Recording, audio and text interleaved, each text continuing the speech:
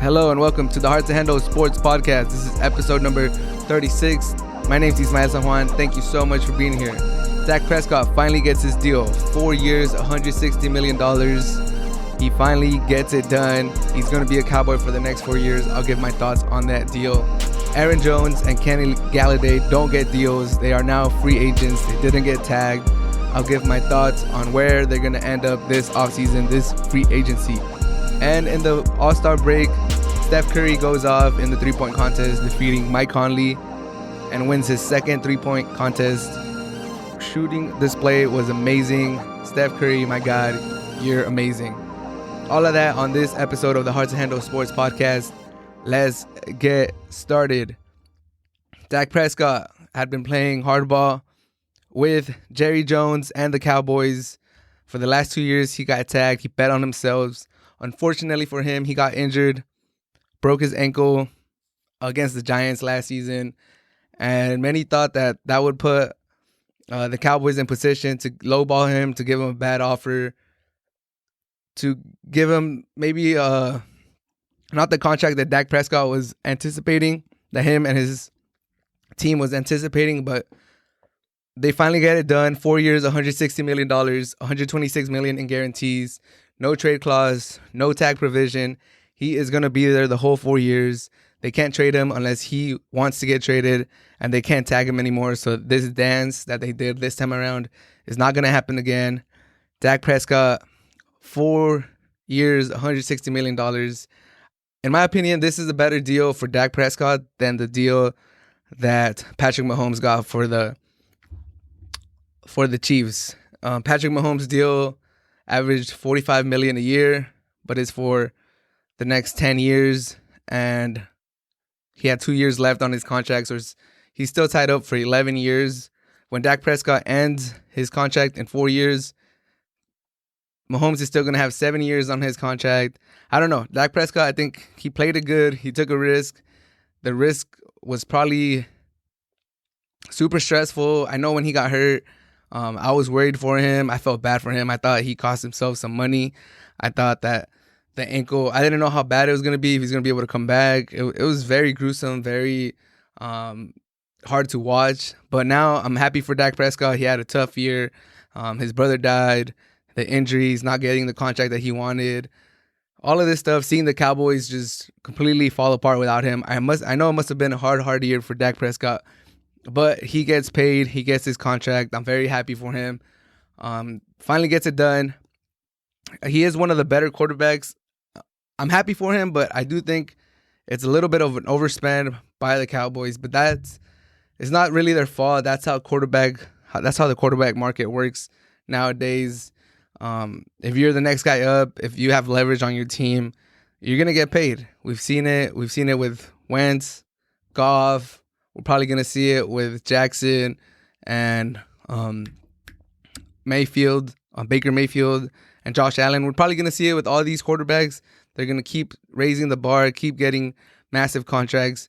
Whoever's up, I think the first time I really noticed the quarterback, just whoever came in with good numbers or had a good postseason run was going to get paid. And the first time I really realized that if you get hot at the right time as a quarterback, you're going to get paid. You're going to reset the market. No matter how good your resume is, was when Joe Flacco got paid like $120 million after he went on that run with the Ravens and he got them the Super Bowl. Did he deserve $120 million just for his own talent, just for the body of work that he has done? Probably not. There's a lot of better quarterbacks than Joe Flacco at the time. But since he went on the run, since he let his contract expire, he bet on himself, didn't take a lesser deal. It paid out for him. The Ravens had no choice but to give him that contract. He had just won a Super Bowl. So yeah, Dak Prescott played it well. It worked out for him. He's a quarterback. He's able to do stuff like this. If he would have been a running back, he would have been some other position. I don't think he could have been able to get away with this, especially with the injury. I think of Bud Dupree, a linebacker for the Steelers. He turned down a contract. He tore his ACL. Now he's probably going to struggle to get a big contract for more than 1 year. But because he's a quarterback, because he played good to start the year, and because the Cowboys fell apart, Dak Prescott gets this massive, massive deal. Is he a top 5 quarterback? maybe fringe. I don't think he is. I would have Mahomes, Rodgers, Wilson, Watson, and then at that point, you can start having the discussion if you want to include Dak Prescott in your top 5. But there's other quarterbacks out there like Matt Ryan. Herbert's gonna be there. Tannehill, you gotta think of him too. Breeze, he's probably washed, but around that point is when you can start talking about Dak Prescott. But like I said, he played it right. He bet on himself. He played under the tag for 2 years, and now he gets compensated the way he wanted to get compensated. 4 years, $160 million, 126 in guarantees. His average is actually higher than Mahomes if you consider the 2 years that were left in Mahomes' original contract. I think Mahomes' 12-year contract averages to 39.8, and Dak Prescott is 40. His averages is 40. So technically, this is the most lucrative contract in the NFL history by year. 4 years, $160 million, 40 per year. Congratulations to Dak Prescott. Congratulations to the Cowboys because they looked terrible without Dak Prescott last year. Andy Dalton is not a bad quarterback. He's not a great quarterback. He's a pretty good quarterback. He's a serviceable quarterback. He's probably one of the best backup quarterbacks in the NFL. And the team stunk without Dak Prescott. They weren't doing that good with him, to be fair, but they just completely fell off a cliff without him. I wish Dak Prescott all the success in the world. He seems like a good guy. He spoke about mental health, and I know how tough that could be. He looks like he's a good leader. He checks all the boxes. He's mobile. He's not stagnant in the pocket. He has a pretty good arm. He's working on the deep accuracy, especially outside of the hashes. He's shown improvement, especially last year. Before he got hurt, before last year, a lot of people said his best year was his rookie year when he came out of nowhere as a 4th-round pick. But last year, he showed that he could put up numbers. He has the arm. He could be the guy. Even though they weren't getting the wins, you couldn't really put the blame on Dak Prescott. But now Dak Prescott has to perform. There's going to be a lot of pressure on him. He's in America's team. The division is really weak. The Giants don't have a quarterback, in my opinion. They don't really have a direction. I can't really see that team being that big of a threat for the Cowboys. Washington football team doesn't have a quarterback. How is Taylor Heineke going to do? And who's the other team? The Eagles, Jalen Hurts, we'll see if they give him the reins to that. They look like they're a mess too after winning the Super Bowl not too long ago. So it looks like the Cowboys should be able to dominate this division or at least win a couple of division titles in these next 4 years of Dak Prescott's career. So I'm hoping that he's able to take that next step. He solidifies himself as a top 5 quarterback. And we'll see if he's able to take the Cowboys back to the promised land.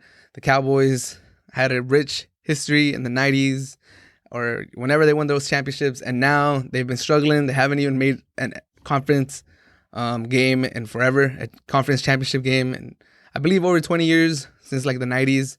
So hopefully Dak Prescott is able to bring him there. I do wish him the best, but I know people like to hate on Cowboy players. People like to hate on Cowboy quarterbacks a lot. The media does. There's going to be a lot of pressure under him. So I hope he's able to thrive in it. I wish him the best. But this is a huge contract, and I hope he lives up to it. But the Cowboys like to pay their players. They're known for that. They take care of another one. So this would probably be good for the Cowboys going forward to attract free agents, to keep their own players. It sounds like, it feels like if you're a Cowboy and you perform, you will eventually get paid. Even if you play hardball with them like Dak Prescott, it does feel like eventually you're going to get paid. So happy for Dak Prescott. Wish him the best of luck. A couple players that didn't get tagged, Kenny Golladay, or didn't get an extension. Kenny Golladay and Aaron Jones. Kenny Golladay is now the best available wide receiver in free agency. Allen Robinson got tagged by the Bears. He might still get traded, but we'll see what happens over there. And Chris Godwin gets tagged by the Buccaneers. They had said all along that he wasn't going to go anywhere. They keep their word. They tag him. It does look like he's going to stay with them. So now the best wide receiver available is Kenny Golladay. And Kenny Golladay, I like Kenny Golladay. He was hurt last season, but he's a big presence. He's a big body wide receiver. 6'4", 214 pounds. Physical wide receiver. He kind of reminds me of Malcolm Floyd, ex-Charger wide receiver, 6'5", could go get the ball anywhere. Plays big, knows how to shield the cornerbacks using their body. Is physical off the line. That's what Kenny Golladay reminds me. One red flag for him. Next gen stats keeps track of the separation that wide receivers get per yard. They track every wide receiver for every route, and they see how much separation you get in every route, and then they put a number to it. That's how many yards you get. Kenny Golladay was ranked the worst wide receiver in separation in 2019 and 2020 by Next Gen Stats, meaning he doesn't really create a lot of separation in his routes. So if you're a quarterback, you have to really trust him. You got to just throw it to him. When he's not open, you just got to believe in Kenny Golladay that he's going to go up there and he's going to get it. Or you just got to put it high, put it stretched out. He has a big radius. Like I said, he's 6'4", 214 pounds. His radius is huge. If you watch his highlights, he makes some tough catches. He goes up and he gets the ball. I really like Kenny Golladay. I understand these next-gen stats really give you some insight on players, and they give you different numbers that you can analyze in different ways. This is one of those stats that would really bother me or concern me if Kenny Golladay was like a 5'11" wide receiver, 188 pounds, ran a 4.22, and was known for being a shifty slot guy. But Kenny Golladay, he's 6'4". For the most part, you're going to have him outside.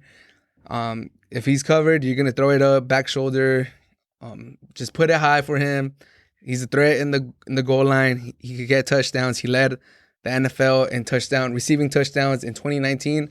So I do believe Kenny Golladay has potential to be, if not a low-end number one on most teams, he could be a bona fide number two on a lot of teams. So I'm looking at the Dolphins. I'm looking at the Packers. I'm looking at the Ravens, the Colts, the Jets. There's a lot of teams that could really use Kenny Golladay. We all see what the Buccaneers did last year, just stacking the deck on wide receivers, giving Tom Brady as many weapons as he needed. I'm talking Mike Evans, Godwin, Antonio Brown, the rookie wide receiver. They went 5 deep at wide receivers. These super teams that are forming in the NFL is going to be a trend. So these teams that are mentioned are like the hot ones that people are talking about that he could go to. But even if you're stacked at wide receiver, even if you have 1 or 2, I would not be surprised if somebody makes a run for Kenny Golladay and just like, you know what? You got to have weapons nowadays in the NFL. You got to have weapons. You got to outscore people. You got to be able to have enough counters for the best defenses in the league. Realistically, I think Kenny Golladay is either going to be a Dolphin or a Colt. The Colts are one of those contending teams that need a wide receiver. T.Y. Hilton, he came on strong last season in the second half. He was hurt a lot these last couple years in the beginning of last season, but he came on strong last season. He is a free agent. I don't know if the Colts are going to keep him, maybe at a cheap deal, or he walks and he goes somewhere else, but he's at the latter stage of his career. The Colts need a number 1 wide receiver to put next to Pittman. And the Dolphins, they need a lot of weapons. If they keep Tua, they need to help him out. They need to put some weapons around him. If not, if they don't keep Tua, if they trade for Watson, then Watson could probably make it work with whatever's there. But if you give Watson Kenny Golladay, he would make the most out of him, just like he did with Fuller, like he did with Cuggs, just like how he did with Hopkins. Watson will make it work with anybody, but I think the Dolphins and the Colts are the most likely destination. People are talking the Packers too. That sounds great. If I was Kenny Golladay, I would love to go to the Packers. Being across Devontae Adams would be amazing. Getting balls thrown by Aaron Rodgers, which a lot of people say throws the prettiest ball, throws one of the most catchable balls in the league. That would be amazing. I would love to go there. A real contender, a balanced team. But it's the Packers. They never really go out and make big free agent signings. That's why I don't rate the Packers higher. I would love him to go there. I think that would be exciting. He would stay in the division. He would really stick it to the Lions for letting him go. He'll play them twice a year. He could do a lot of damage to them. But I think the most likely destinations, he goes to the AFC. He goes either to the Colts or the Dolphins. Or maybe, I think he wants to go to contender. Personally, I would want to go to a contender that could like realistically pay him. So the Dolphins might be the best choice. But if he wants to go to a rebuilding process, if he wants to go with a young quarterback, he might just go to the Jaguars. They'll get Trevor Lawrence, help Trevor Lawrence mature, help rebuild the Jaguars quickly. We'll see where he ends up. Kenny Golladay, I think he is the best wide receiver available. He's a borderline number one on any team. He's a bona fide number two on a lot of teams. And we've seen that you need weapons in the NFL. The Buccaneers prove that. The Chiefs keep showing it. You need weapons. I would not be mad if he goes to any of these teams, but I do want him to go to the Dolphins or the Colts. I would prefer if he goes to the Colts. I think that would be a great signing. But if I had to put money on it, I would probably say he's going to the Dolphins. And another player that did not get tagged, did not get a long-term deal. Aaron Jones does not get the tag by the Green Bay Packers. He is now an unrestricted free agent. He could go to any team he desires. I think Aaron Jones has 3 likely destinations: Miami, San Francisco, or Seattle. If he leaves Green Bay, Miami, San Francisco, Seattle would be my choices. Miami, like I've previously stated, when I was talking about Kenny Golladay, they need weapons. They need a lot of weapons. They don't have a lot there. Myles Gaskin is a good, above average running back.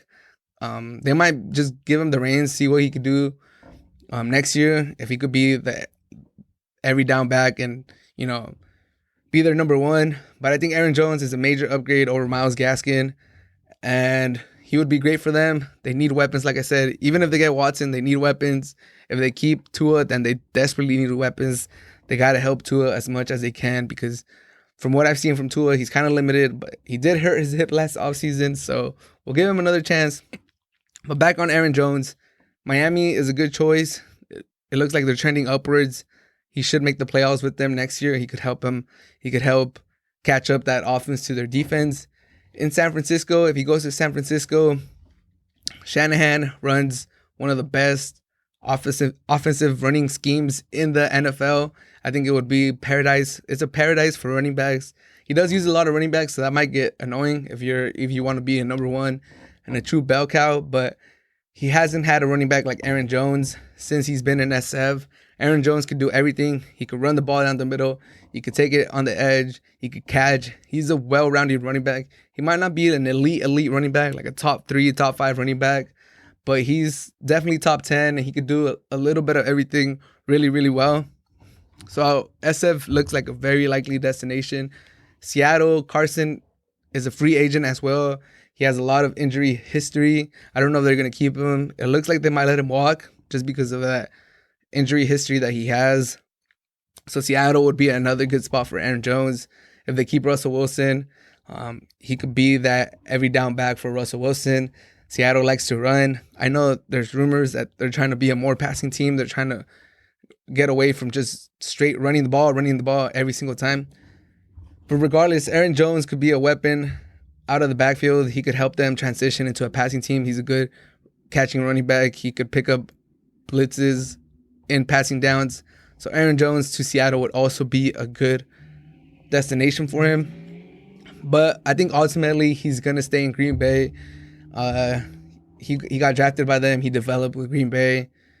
Green Bay doesn't like to spend that much money, but I think they're playing hardball with him. They're just trying to lower the number. I think eventually Green Bay is probably going to be the one that offers Aaron Jones the best contract. Like we've seen with running backs, there's this thing going around right now in the NFL that running backs, when they enter free agency, they don't get paid like they think they will. The best chance they have of making like a good amount of money or getting a nice contract is with the team that drafted them, because they're kind of tied to them, because fans want their players to stay with the team.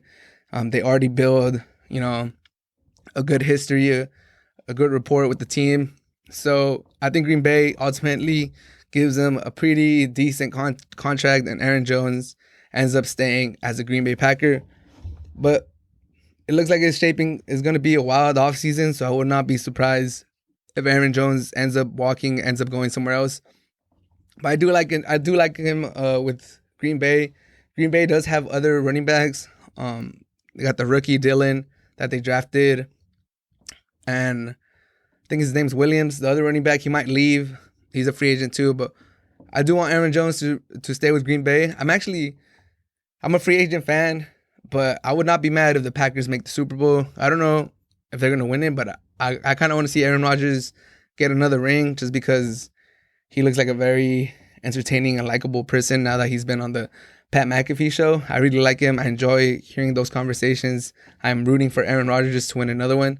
And Aaron Jones is definitely the best running back in the Green Bay backfield right now. So if they could lock him up for a couple years, help Aaron Rodgers in his last few years in the NFL, I would be very happy. So if I was to put money on it, I would say Aaron Rodgers gets his running back for the next few years and the Green Bay Packers lock up Aaron Jones for the next few years. And to conclude this episode, just want to talk about Steph Curry puts on a show this All-Star weekend or All-Star Sunday. The game was pretty fun. It was entertaining. There was not a lot of defense. Team LeBron won handily, won all 4 quarters. The dunk contest was it was all right. A lot of no names. I don't want to say no names. That's kind of disrespectful, but it was entertaining for having lesser cards, I guess. Not as big names on their ballot. But Steph Curry put on a show in the 3-point contest. Man, he just showed the world. He showed the NBA community. He showed the sports community what a great NBA player he is, what a phenomenal shooter he is, and that pretty much nobody is on the same playing field as Steph Curry. He is the one. He is the best shooter of all time. If you needed any more proof that Steph Curry is just unreal, he's not like anybody else. Sunday was a testament to just how great Steph Curry was. Shout out to all the contestants. They all put on great exhibition. They put on a great show. The 3-point contest continues to be probably the best, most consistent, most entertaining part of the All-Star weekend. Not just this year, but for like the last 5 or 6 years, the 3-point contest usually never disappoints. Usually a great show. The dunk contest is hit or miss. We get some great years where Aaron Gordon and Levine go at it, and you're like, wow, this is amazing. This is the best thing I've ever seen on TV. And then you get other years where you're like, okay, like what is this? Who are these guys and what are they doing? Like let's just get going with this weekend. The 3-point contest for the most part is the most consistent, the most entertaining part of the All-Star weekend. And this time it didn't disappoint again. Steph Curry, like I said, he's just sniper. He went on multiple runs. He put up 31 points, I believe, in the first round and like 28 in the second round.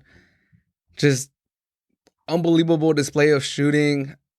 He was hitting nothing but net. He looked like he was having fun. It felt like he wasn't even trying at some point. It looked like he was just shooting for target practice. Crazy, crazy stuff. Steph Curry, man, you blow my mind. I can't wait till Klay Thompson comes back from his injuries. I hope he comes back just as good as he was. I know it's going to be hard coming back from 2 gruesome injuries, ACL that he's recovering from right now.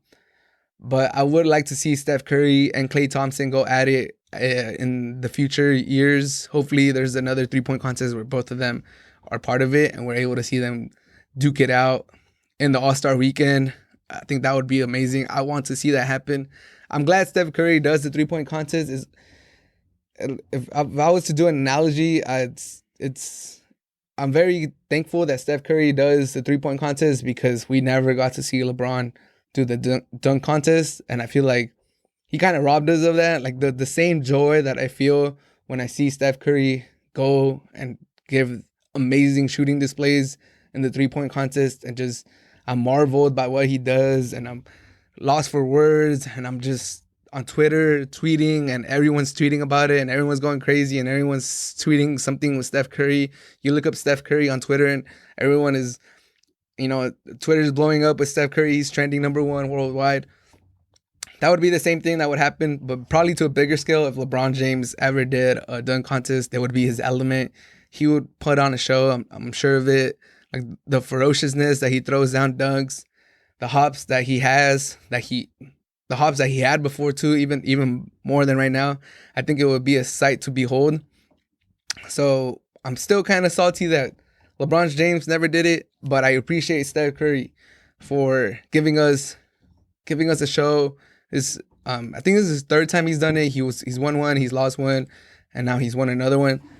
So thank you, Steph Curry, for giving us a great show, for not backing down from 3-point contests, for giving us a show and showing us your talents on the brightest stage of the NBA, or the second brightest. The brightest one is the NBA Finals. Second brightest, probably the All-Stars. But it was a great show. I love the weekend. I kind of like the All-Star weekend just being jammed into one Sunday. I know that's not gonna happen again, just because it's all about the money, and the NBA is gonna stretch it out over the whole weekend. But because of the pandemic, we got to see everything in one weekend, and it was not bad. From the skills challenge to the 3-point contest, to the game, to the dunk contest, it all flowed really, really well. So shout out to the NBA for holding that.